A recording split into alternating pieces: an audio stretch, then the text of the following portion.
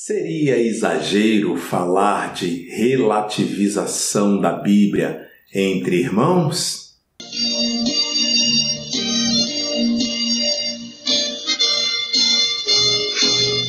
Lição 7. A sutileza da relativização da Bíblia.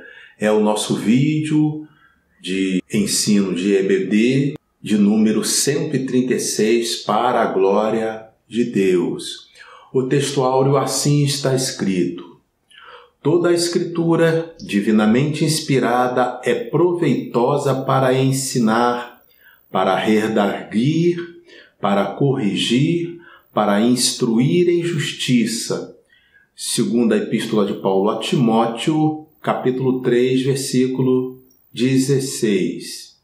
Divinamente inspirada é o que a gente utiliza, que veio inspirado pelo Espírito Santo. Proveitosa, ou seja, favorável para, funciona nesse sentido, para ensinar, para redarguir. Redarguir é confrontar ideias contrárias às Escrituras com as Escrituras, usando as Escrituras para confrontar as ideias contrárias. Para corrigir, a gente só corrige o que está errado, Para instruir é uma forma de ensinar em justiça. Verdade prática. A Bíblia é a inspirada, a inerrante e a infalível palavra de Deus. Por isso, não podemos relativizá-la. Acho que também nenhuma palavra aqui que ainda não tenha sido mencionada. Talvez inerrante significa que não comete erro. Não há erro na Bíblia. Eu sou o pastor Israel Silva, sou pastor, sou teólogo, sou economista e, sobretudo, sou servo do Deus Altíssimo. Peço a você que curta, comente, compartilhe, se inscreva no canal, verifique se sua inscrição está acionada na cor vermelha e grafado inscrito. E aí ele fica na cor cinza. Tudo isso para a glória de Deus. A leitura bíblica em classe será em segunda Epístola de Paulo a Timóteo, capítulo 3, versículos 14 a 17, que passo a ler e comentar agora. Versículo 14. Tu, porém, permanece naquilo que aprendeste e de que foste inteirado, sabendo de quem o tens aprendido. Então, esse texto é Paulo escrevendo, seria como se estivesse falando, mas Paulo aqui estava preso, prisioneiro, por pregar o Evangelho. E está escrevendo essa carta para Timóteo. Nesse momento aqui, Paulo vai se despedir, é a última epístola, é a última carta que ele escreve, para pouco depois, ou pelo menos antes de escrever uma próxima carta, ele ser executado.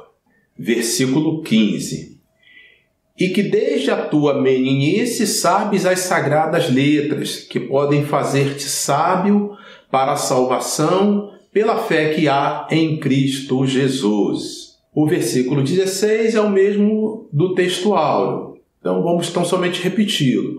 Toda a Escritura divinamente inspirada é proveitosa para ensinar, para redarguir, para corrigir, para instruir em justiça. E o versículo 17, que encerra essa leitura recomendada, diz assim: para que o homem de Deus seja perfeito e perfeitamente instruído para toda boa obra. Nesse ponto aqui, já vale a pena a gente comentar essa pergunta que a gente faz de abertura. Seria exagero falar em relativização da Bíblia entre irmãos? Ou seja, existe a relativização da Bíblia entre irmãos? Eu defendo que sim. Até porque Paulo faz algumas recomendações quando ele escreve aos Coríntios. Ele diz, olha, agora vos escrevo que qualquer dentre vós que dizendo-se irmãos, aí ele cita alguns pecados cometidos, for idólatra, for adúltero, e ele cita alguns outros pecados, ele diz, eu recomendo que com eles não vos ajunteis. e com eles nem sequer comais. Bom, então o primeiro problema é aqueles que se dizem irmãos, estão na igreja, aí nesse caso, na nossa realidade, seria com credencial de irmão, de irmã, de convenção, por que não dizer? Porque isso existe tanto entre irmãos sem cargo como com cargo também. Aí acontece coisas dessa natureza, porque a Bíblia ela incomoda. A Bíblia é a palavra de Deus. Quando ela é explanada, ela incomoda o pecador. A palavra de Deus ela faz o papel da profecia. Ela funciona para edificar, para consolar e para exortar. Então, quando a pessoa está numa condição inadequada espiritualmente no meio dos irmãos, se tiver a possibilidade, ele acaba procurando ajeitar as explicações, os textos bíblicos à sua conveniência. Em vez de ele procurar se moldar a Bíblia, se moldar a palavra de Deus, ele começa a procurar se justificar com textos bíblicos.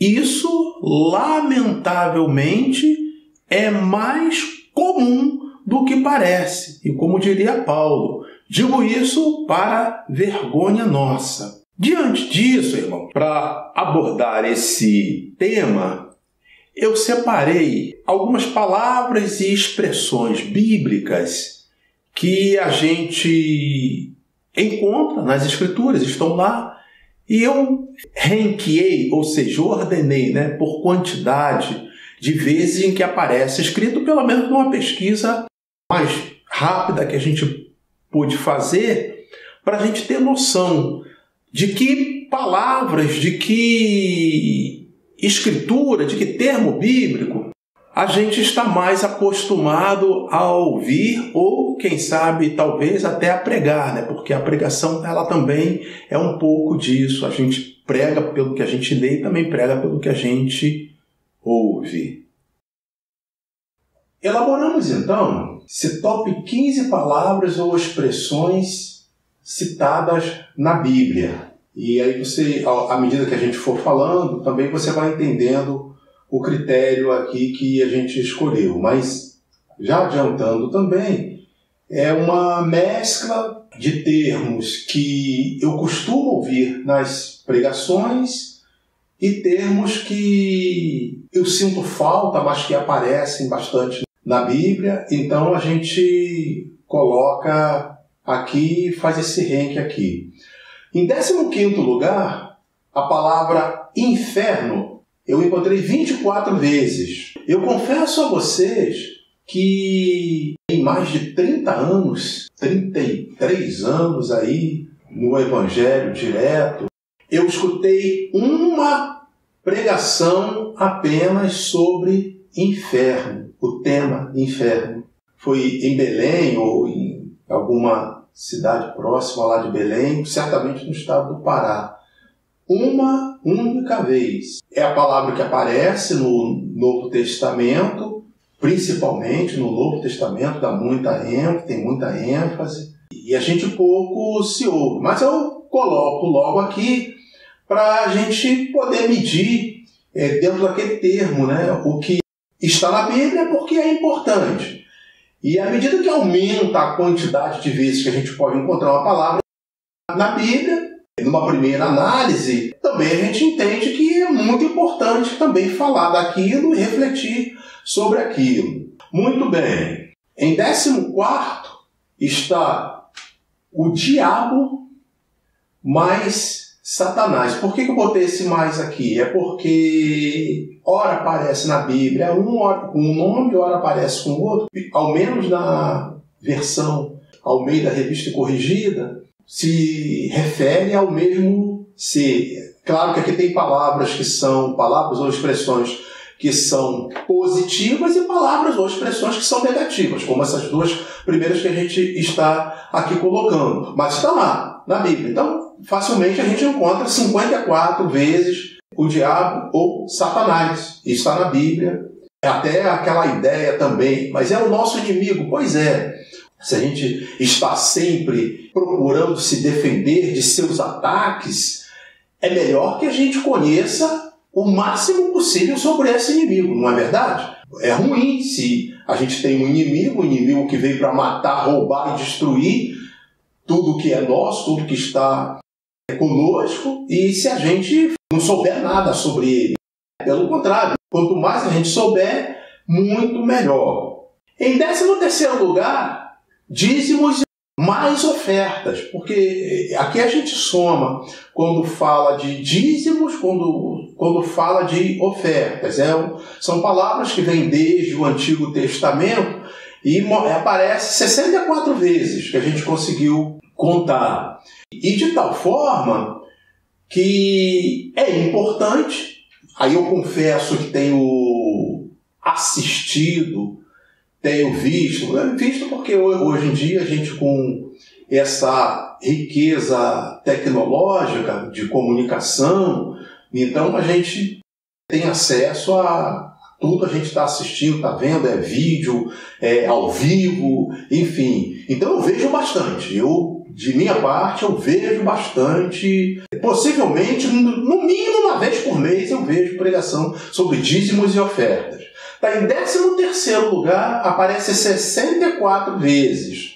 É claro que se está na Bíblia, é importante falar. Se está na Bíblia, é importante ensinar. Agora, é claro, só se pode enfocar uma coisa de cada vez. Então, quando se fala em um termo, certamente sim, haverá prejuízo de um ou mais outros temas ou palavras dessas que estão aqui elencadas.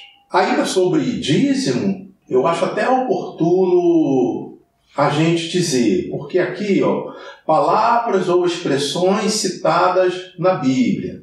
E dízimo tem algumas coisas que a gente costuma ouvir, e se Deus me deu aqui o dom da palavra, me deu o dom de chegar até você que me assiste, eu preciso dizer o que eu entendo quando fiz o curso de bacharel em teologia, li a Bíblia já bastante vezes, não vou dizer quantas para não me exaltar, já li a Bíblia várias vezes e já preguei, já assisti várias pregações, então algumas coisas a gente precisa dizer. Há uma tendência, e eu acho que isso está daquelas coisas de que ouve e começa a repetir, né? É tipo aquele Saulo caiu do cavalo. Não está escrito em lugar nenhum que ele caiu do cavalo, mas aí alguém determinado falou, o outro começa a repetir, de vez em quando a gente ouve isso. Quando acontece disso, eu chego em casa dizendo, e hoje na igreja Saulo caiu do cavalo de novo.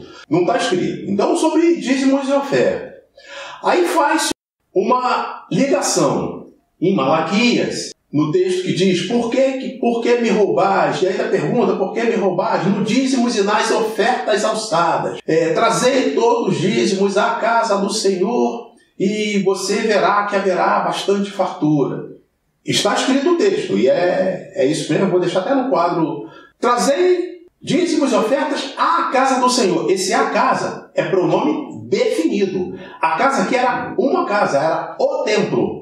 Não tinha um templo em cada cidade, não tinha um templo, a não ser, claro, né? O caso lá que começou na época do reino dividido, que aí começou com Jeroboão, querendo fazer um templo em outro lugar, e aquilo ali só virou mais um componente de idolatria. Mas o templo era aquele templo feito em Jerusalém, que Davi teve ali visão espiritual, né? No sentido de que ele desejou fazer.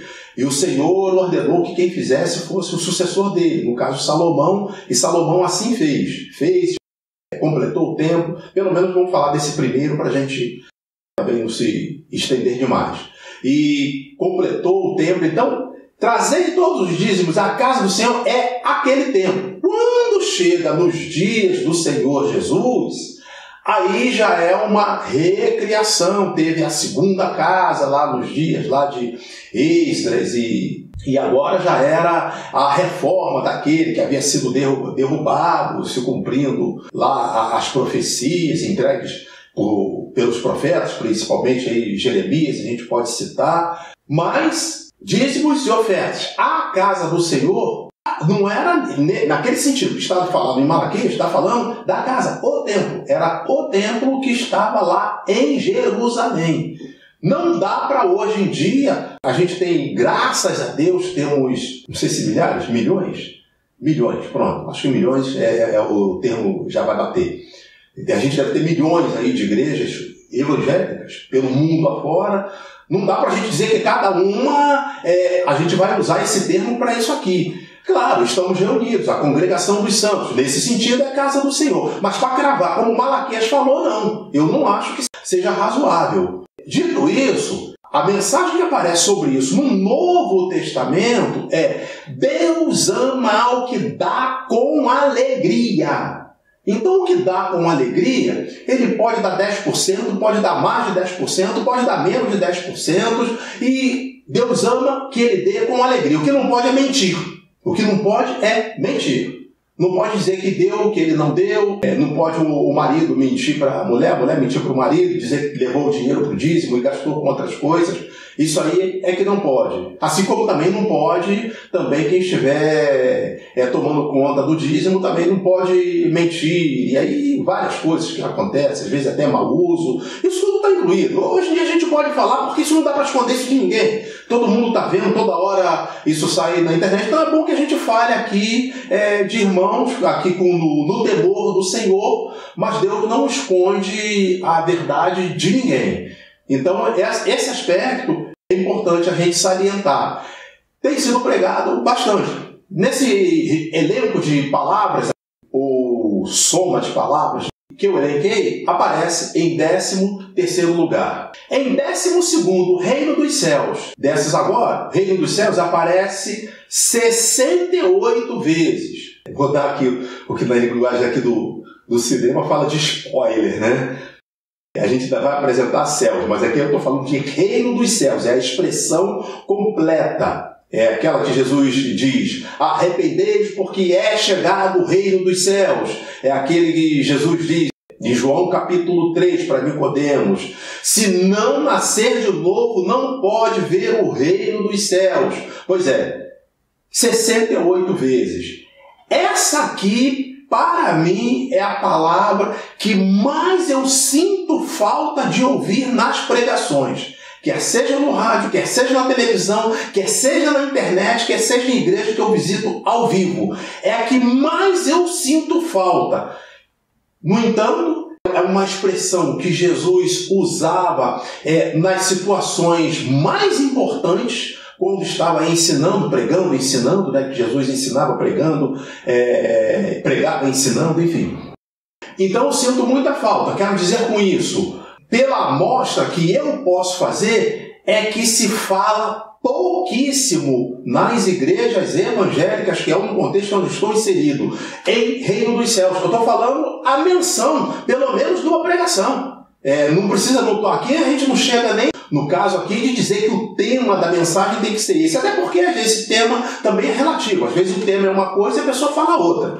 A homilética não recomendaria que assim fosse feito. Mas acontece. Então o importante é que no conteúdo da pregação, no conteúdo da fala, é que esteja presente isso. Reino dos Céus, eu vejo muito pouco e lamento. Então, quando o nosso tema, voltando, diz que a sutileza da relativização da Bíblia, ora, se não está sendo falado coisas, palavras, expressões que são importantes, que são grafadas, que aparecem várias vezes na Bíblia, se isso não está sendo falado, está se falando de coisas que aparecem em quantidade menor de vezes, ou nem está na Bíblia, e isso leva ao quê? A relativização da Bíblia, porque não tem outra maneira de se fazer. O tempo da pregação, quer seja no templo, quer seja na televisão, quer seja em qualquer outra forma de culto, se não falar do que está escrito nas Escrituras, vai falar de outra coisa. E, mais grave ainda, quando se dá para falar de outra coisa, o passo imediatamente seguinte, já está ali na fronteira, é que vai contradizer a Bíblia. vai começar a desfazer coisas que a Bíblia está falando, por não se prender na ênfase necessária, na quantidade necessária, não destinar o tempo necessário às verdades que de fato estão escritas na Bíblia. É aquilo que Paulo diz, segundo as Escrituras. Essa é a situação. 11º lugar, esperança. Aparece 84 vezes. Esperança, em 11º lugar, 84 vezes, porque Paulo fala, resta a fé, a esperança e o amor. E então, mais um spoiler, né? Significa que eu vou falar dos outros também, mas é isso. Uma palavra que, confesso, embora a Bíblia fala da bendita esperança, a bendita esperança significa o nosso aguardo, a nossa espera no Senhor, é o esperar no Senhor, esperar em Deus. E aí essa bendita esperança é esperar no Senhor com relação a Ele vir buscar a sua igreja. Pouquíssimo de se ver. 84 vezes. Se fosse apenas matemático, a gente deveria esperar o quê? Que quanto maior a quantidade, mais a gente ouvisse ser mencionado nas pregações. Eu acho que não precisa ser totalmente com esse rigor matemático, mas é razoável ao menos para a gente meditar que alguma coisa está acontecendo. Se palavras que aparecem tantas vezes na Bíblia não são mencionadas e outras que aparecem bem menos, acaba a gente ouvindo toda hora. É uma reflexão, acho que isso nos leva a uma reflexão sobre o que pode estar acontecendo, principalmente nesse momento aqui, quando somos estimulados a meditar sobre esse tema, a relativização da Bíblia. Aí seria 10º lugar, mas como deu um empate, então eu coloquei em 9º, né? Porque os dois deram 87 vezes. Vou falar aqui pela ordem que apareceu, então, 9º lugar, ódio, e já adianto que 9º lugar também está perdão mais os derivados. Então vamos falar primeiro de ódio. 87 vezes. Aí, claro, quando a gente coloca a palavra, coloca os derivados. Então tem ódio e tem odiar também. E eu lembro de uma frase que está no livro O Peregrino, eu recomendo, viu, da CPAD. Não ganho nada para fazer publicidade da CPAD não, mas eu recomendo. É um bom livro, é um clássico da literatura evangélica. A frase é: odiar alguém é tomar veneno e esperar que outro morra em seu lugar. É uma metáfora que o autor está fazendo sobre a gente ter muita clareza que não é para odiar ninguém, não guardar rancor de ninguém, porque isso faz mal a você. E a pessoa que está sendo, entre aspas, o causador daquele ódio, já que é a palavra que está aqui, com ela não está acontecendo nada. E só vai acontecer com você. Então, não se deve guardar. Mas aparece isso 87 vezes e dificilmente a gente ouve alguém citar na pregação que alguém odiou pessoa ou coisas, ou quem odeia o quê. Raramente a gente observa isso. Na linha seguinte, que também está em 9º lugar, perdão mais derivados. O que é isso? Perdão, a palavra em si, o substantivo, também o verbo perdoar, assim como o perdoado para masculino, né, e o perdoada para feminino. Está aqui, 87 vezes, ouve-se pouco também. Tá? Ouve-se pouco também. Aí você já observou aqui o que é que a gente ouve muito, embora não tenha tantas vezes assim, tenha outras palavras na frente que a gente mais ouve se falar, né? Está muito claro aqui. A gente ouve falar muito sobre dízimos e ofertas, que aparece 64 vezes. E agora estou mostrando um elenco de palavras importantes, à luz das Sagradas Escrituras, que aparecem muitas vezes, aparecem mais vezes grafadas na Bíblia, e a gente ouve pouco. Seguindo, 8º lugar, misericórdia e seus derivados. Ajeitando aqui a minha câmera. E seus derivados. O que é isso? Misericórdia e derivados por exemplo, quando diz que Deus é misericordioso, aparece no Salmo 115 vezes. Esse até que mais comum da gente ouvir.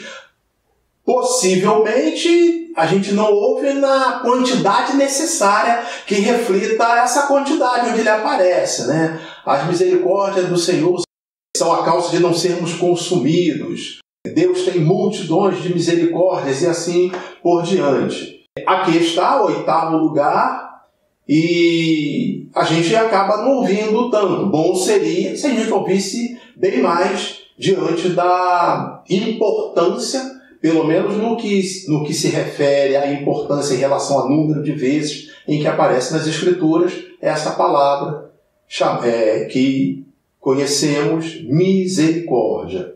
7º lugar, céu. Aqui, note que eu fiz diferença, né, entre reino dos céus e reino dos céus. Quando eu botei, era importante eu ter falado também, né? É claro que ali está juntado, né? Reino do céu e às vezes reino de Deus. As palavras são sinônimos e reino do céu, segundo a pesquisa que a gente pode encontrar, é muito utilizado por Mateus, ou praticamente utilizado por Mateus, porque Mateus escreve para judeus, e os judeus tinham muita reverência em falar o nome de Deus, e ele então fala reino dos céus, e os outros autores falam reino de Deus. Enfim, são sinônimos. Para o nosso entendimento aqui, são sinônimos. Quando eu falei de reino dos céus, reino de Deus, lá atrás. Mas agora a gente está falando do céu, propriamente dito. Como Paulo, por exemplo, escreve: conheço um homem que, não sei se na carne ou fora da carne, foi elevado ao 3º céu e viu coisas inefáveis. O escritor do livro de Atos, Lucas, registra, né, que quando apedrejado, as últimas palavras de Estevão, apedrejado, foi morto, martirizado por pregar o Evangelho. É importante dizer isso. E ele dizia: eis que vejo o céu aberto e o Filho de Deus de pé. Então, céu aparece na Bíblia 129 vezes. Não é razoável que a gente passe tanto tempo sem ouvir. De novo, não estou clamando aqui para que o tema seja céu, não. O tema de uma pregação seja céu. Mas que isso seja mencionado durante a pregação. E é comum a gente ver a pregação de mais de 1 hora falar de um monte de coisa e não fala do céu. Pois é, em 7º lugar. 6º lugar, Jesus. Aí, no caso das igrejas evangélicas, eu vou admitir que é comum sim, falar no nome de Jesus na igreja, nos cultos, é comum sim. Então aparece aqui 139 vezes. É claro que se a gente for fazer um tema da pregação, qual é o tema da mensagem? Jesus. E isso aí seria um tema para você pregar aí uma quantidade aí enorme de lições, porque Jesus, para começar, é a Bíblia toda falando de Jesus. Até na introdução bíblica, né? Em Gênesis ele é a semente da mulher, em Êxodo ele é o cordeiro pascual, em Levítico ele é o sacerdócio expiatório, em Números ele é a rocha ferida, em Deuteronômio ele é o profeta, em Josué ele é o príncipe dos exércitos do Senhor, em Ruth ele é o remidor fiel, e assim vai. Então, Jesus, ele não como tema, mas o que eu volto a dizer, não é essa a minha preocupação. Então, quando eu fui estimulado pelo Espírito a trazer essa reflexão, no sentido de ser citado mesmo, de alguma maneira. Aquilo ali, só Jesus na causa, pronto, já citou o nome. E isso aí o nome do Senhor Jesus, graças a Deus, a gente vê bastante. E Jesus merece, né? A Ele toda a honra, toda a glória e todo louvor. Só Ele é digno. 5º lugar, graça. Nós tivemos recentemente uma lição pela graça, né? Jesus e graça aparece ali nos 5 solas, né? Sola gratia, que ficou muito forte por ocasião da Reforma Protestante. Então, para dizer que sola gratia, esse sola é do latim, né? Então, para dizer que somente a graça. Mas como é que é somente a graça? A gente vai falar graça, graça, graça o tempo todo. Não, é para dizer que toda vez que a Bíblia mencionar a graça para alguma coisa, é somente a graça, não pode ser substituída por outra coisa. Na lição que a gente fez, até explorei um pouco disso. Então, quando a Bíblia diz, pela graça sois salvos, e isso não vem de vós, para que ninguém se glorie, ou seja, sem a graça ninguém seria salvo. Sola gratia, somente a graça quer dizer isso. Isso nesse contexto. Só que tem outros fundamentos. Nenhuma palavra aqui age de forma isolada na Bíblia. Então, no caso da salvação, é o fundamento da graça e o fundamento do pecador que se arrepende e confessa publicamente que creu no Senhor Jesus Cristo, como está escrito. Crê no Senhor Jesus Cristo e será salvo tu e a tua casa. Aí, não vou entrar agora também nessa questão, não. Mas para ser salvo, crer no Senhor Jesus, e aí, do outro lado, vai funcionar o fundamento da graça. Aparece 157 vezes. Ouvimos, de vez em quando, falar de graça? Ouvimos. Talvez devesse ouvir mais. Talvez a gente devesse ouvir mais em relação às outras palavras que estão no início e que são faladas praticamente em todos os cultos que a gente para assistir. Em quarto lugar, a fé. Fé é interessante que aparece só uma vez no Antigo Testamento, lá em Abacuque, o justo viverá pela fé. E aí Paulo escreve essa parte do versículo, né? Escreve aos Romanos, e segundo a gente estuda aí da conversão de Lutero, foi esse versículo em Romanos que mexeu muito com a estrutura espiritual de Lutero, a ponto de se converter ao Senhor de verdade, a partir dali amadurecer a ideia dele ser fundamental para escriturar aquelas 90 teses de Lutero, que foi afixada lá naquela igreja lá da Alemanha. Então, a fé aparece 248 vezes. Abraão é nosso pai na fé, nós somos filhos de Abraão pela fé, como diz a Bíblia. Sem fé é impossível agradar a Deus. De vez em quando vem alguém oferecer algum bilhete de loteria, quer fazer uma fezinha, aí eu respondo, fé só em Jesus. Aí já vai saindo de fininho. Glória a Jesus. Mas estamos aqui. Quarto lugar, fé. Aparece 248 vezes. E aí, vamos para o pódio. Terceiro lugar, pecado mais os derivados. Então, em terceiro lugar, pecado mais os derivados. O que é isso? Pecado, aí os derivados é pecar, pecador, pecadora. Tudo isso aí dá 271 vezes. Esse aqui, talvez, seja a maior distância entre a quantidade de vezes que aparece na Bíblia, a colocação que esse termo aparece quando comparado com outros e a quantidade de vezes que é falado. Aqui é comum a gente entrar uma vez, não. É passar um mês, passar meses frequentando a mesma igreja sem jamais escutar falar em pecado. É algo muito sério. E esse tipo de coisa, eu creio que contribuiu para que o autor da revista que nós estamos estudando nesse trimestre chegasse a propor esse tema. E no caso, quando chega nessa lição que estamos estudando, a sutileza da relativização da Bíblia. Muito importante, então, porque aqui a gente vê uma diferença muito grande. Facilmente encontrado 271 vezes pecado e seus derivados, como já expliquei, pecador, pecadora, pecar no verbo, né? E a gente vai ter cultos, vai ter situações, mesmo no meio evangélico, que a gente vai olhar vários cultos, assistir várias pregações e não vai mencionar isso aqui. Jesus morreu pelos nossos pecados. Está escrito É o sangue do Senhor Jesus Cristo que nos purifica de todo pecado. Jesus disse para aquele paralítico: perdoado te são os seus pecados. E aí começou ali a murmuração daqueles que viam Jesus fazer os milagres, via Jesus operar e não criam, né? Que doutrina é essa agora de poder perdoar pecado? E aí Jesus operou o milagre.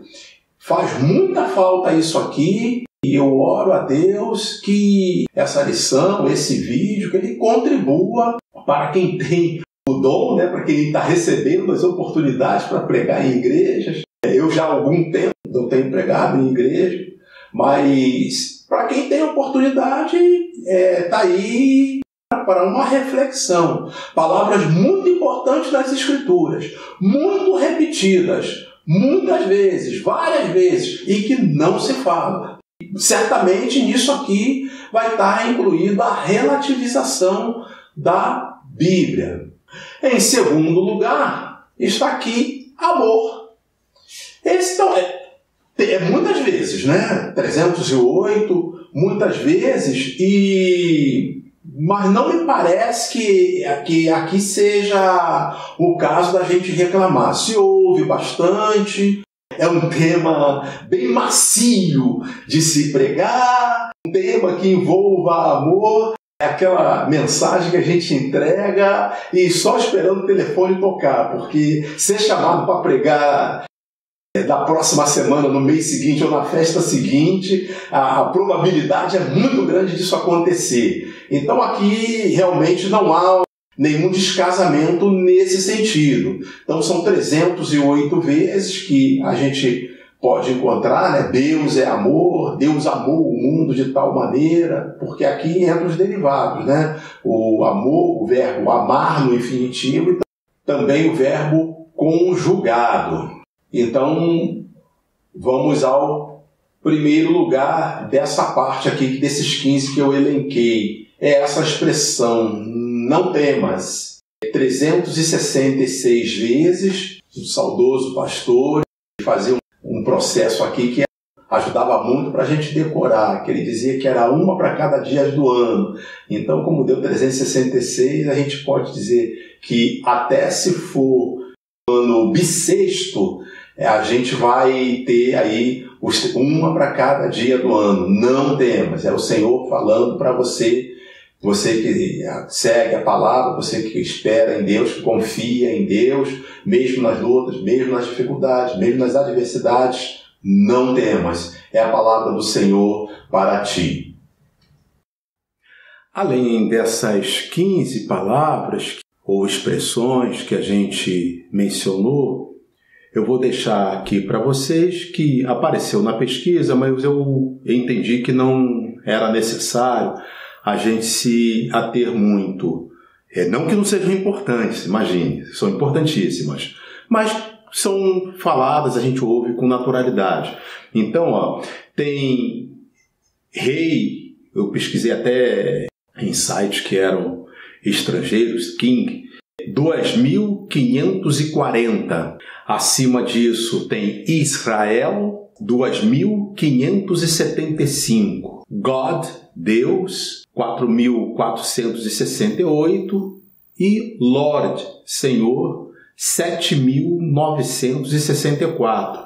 É que, embora sendo amplamente mais bem citadas, são palavras que frequentemente a gente vê nas pregações, a gente vê nos ensinos. Então não me pareceu que fosse necessário eu trazer para essa abordagem que a gente fez. Eu quis chamar a atenção naquelas 15 expressões de um descasamento de palavras e expressões, algumas que não são tantas vezes assim citadas na Bíblia, a gente ouve todo o culto, toda a pregação se fala. Pelo menos é o que está acontecendo nessa era aí de internet e tudo mais. E outras que às vezes até aparecem mais vezes na Bíblia, não vem recebendo tanta citação nas pregações, nos ensinos, nas palestras e assim por diante. Concluindo, a relativização da Bíblia ocorre por alguns motivos. Eu consigo alcançar algumas possibilidades. E se você encontrar outras, além dessas aqui, pode colocar aí nos comentários, que vai edificar, que vai ajudar. Mas eu consigo ver o seguinte nessa relativização da Bíblia. O que é isso? Tornar a Bíblia relativa, não no sentido de dizer que a Bíblia não vale o que ela vale. Até tem alguns, segundo a Bíblia, loucos. Teve um aí que pregou muito a Bíblia e aí ultimamente saiu dizendo que a Bíblia precisa ser relativizada. Então ele mudou lá as suas convicções, aí agora acha que a Bíblia vai defender o que ele pensa. E não ele vai pensar de acordo com a Bíblia. Aí está nessa situação. Esses casos, e aí teria o caso de quem é ateu, ele simplesmente não dá importância. Eu acho que nem é esse o alvo aqui dessa lição. Ela fala da relativização. A relativização seria como a gente dizer, está escrito isso, está, mas isso aí não é para ser levado tanto assim ao pé da letra, mas é para ser levado como? Aí outra parte, nem está tanto escrito, aí a pessoa repete aquilo ali com uma ênfase enorme o tempo todo, falando daquilo ali. Eu acho que nisso aí que consiste a relativização. Então as razões para acontecer essa relativização da Bíblia falta de conhecimento das Escrituras. Esse caso aqui, no meio evangélico, vai ser difícil de se confirmar, porque, ao menos quando a gente fala aqui conhecimento, é no sentido acadêmico, teológico da Bíblia, de ter lido a Bíblia algumas vezes, porque o normal de acontecer no meio evangélico é que quem está fazendo uso da palavra, quem está pregando, quem está ensinando, ele conhece as Escrituras, conhece, ele sabe o que está escrito. Então, essa falta de conhecimento aqui é uma possibilidade, mas eu creio que ela estaria aí na minoria dos casos. Em segundo lugar, falta de fé. Jesus é o autor e consumador de nossa fé. A palavra, costumamos dizer, ela tem poder em si mesmo. Mas quem está falando precisa também ter fé naquilo que está falando, precisa acreditar, precisa confiar. No sentido prático, precisa estar praticando aquilo que ele está falando. Quando essas coisas não acontecem, aí começa a esbarrar nisso aqui, falta fé. Faltando fé, vai falar de outra coisa. Esse outra coisa, então vai falar de coisa que não tem nada a ver com a Bíblia? Às vezes sim, e às vezes tem o pior do que isso. O que é pior do que deixar de falar da Bíblia na hora da pregação? É começar a contradizer a Bíblia. É esse caso do cidadão aí que falou que dizendo que a Bíblia tem que ser atualizada. Daí ele quer começar a botar coisas contrárias ao que está na Bíblia. Aí não sei o que ele pretende fazer, se vai reescrever uma Bíblia. E o pior é que nessas situações tem sempre aí cego para ir após outro cego, né? A Bíblia diz, se um cego seguir outro cego, palavras do Senhor Jesus. Não cairão ambos numa cova, não cairão ambos num abismo, não cairão ambos num buraco? Pois mas é o que acontece. Falta de fé. Terceiro lugar, falta de temor do Senhor. É claro, é difícil a gente imaginar a possibilidade de alguém chegar diante da igreja, abrir a Bíblia ali, estar diante das Escrituras com a igreja reunida e adversar, se esquivar de pregar a palavra, ou até, o que é muito comum também nesses casos, ficar usando versículos isolados, palavras isoladas num versículo para tentar defender ali seus interesses que são contrários à Bíblia, que não estão amparados com aquela ênfase toda que ele quer dar. Isso tudo é muito sério. Então, para acontecer isso, uma das coisas que pode estar presente é falta de temor do Senhor de quem está fazendo uso da palavra. E a quarta, que é parecida com a terceira, falta de zelo pela palavra de Deus.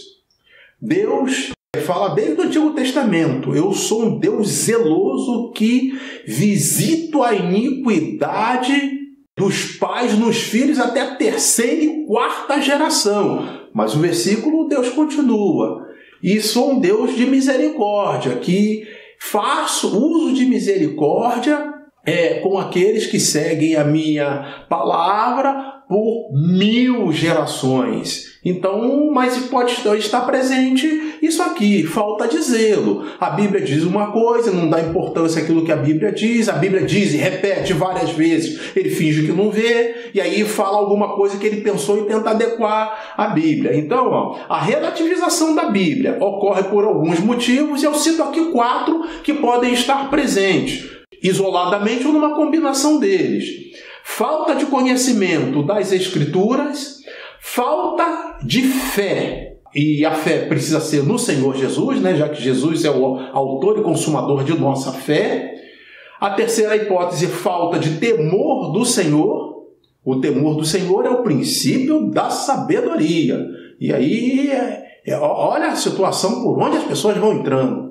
Vão se achando muito sábios, vão se achando muito esperto aí dentro da linguagem aí popular e dando brecha nesse ponto aqui. Faltando o temor do Senhor é o princípio da sabedoria e daqui a pouco vai fazer papel de tolo, daqui a pouco acaba sendo envergonhado. E, em quarto lugar, falta de zelo pela palavra de Deus.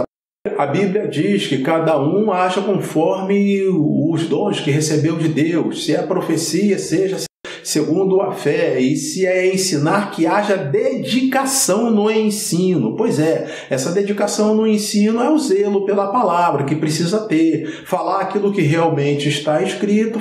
Porque o que está escrito foi o que Deus deixou para que nós nos alimentássemos e para que os pregadores, os pastores, quem estiver fazendo uso da palavra, enfim, para que ele leve como alimento ao seu povo, ao povo de Deus que está congregando. Amém? Curta, comente, compartilhe, se inscreva no canal, confirme aí se você está inscrito. Tem que estar na cor cinza, grafado inscrito. E Deus abençoe você e sua casa, em nome de Jesus. Amém.